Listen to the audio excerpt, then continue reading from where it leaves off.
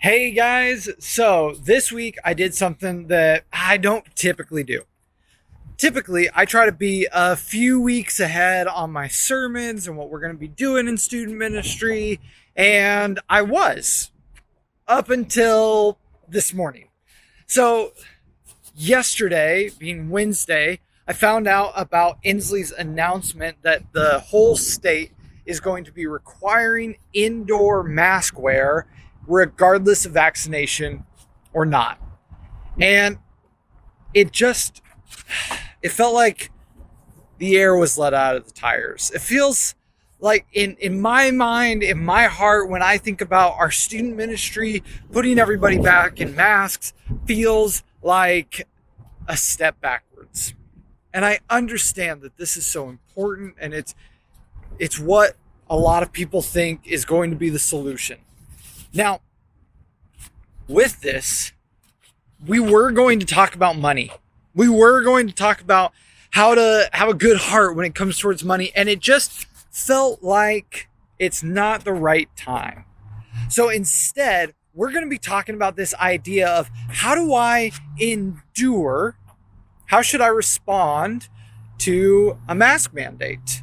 And we're not going to be pulling any punches on this. We're going to be talking about what was written in the book of Hebrews of endure, run the race set before you, the race that God intended, God set before you, and run it keeping your eyes fixed on Jesus. And then Romans has this great triplet in Romans 12:12 of how to do that. Be patient in affliction, be joyful in hope, and be faithful in prayer.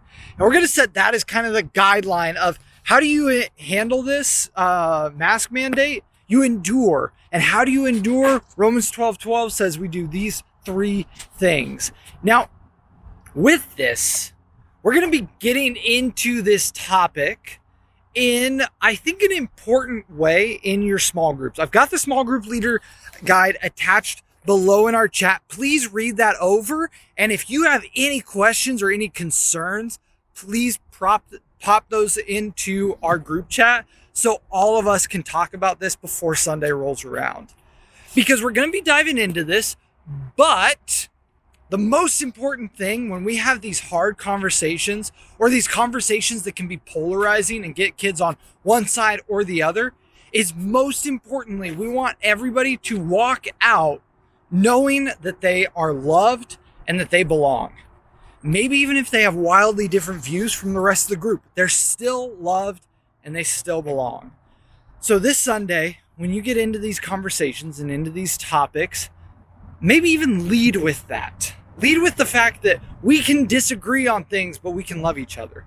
We can disagree on things and you still belong in this group with us. You're still super valuable to us. Now, I'm still working on some of this. So I don't yet know what the game is going to be. I don't know how we can do an endurance type game. But I think that Sunday is going to be really cool and really powerful. And I hope that it can be something that we can give to our students and say, you can do it. You can push through another COVID year, another COVID school year. You can do this. I know it's hard, but God put you in this time for a reason. I love you guys, and I cannot wait to serve with you this Sunday.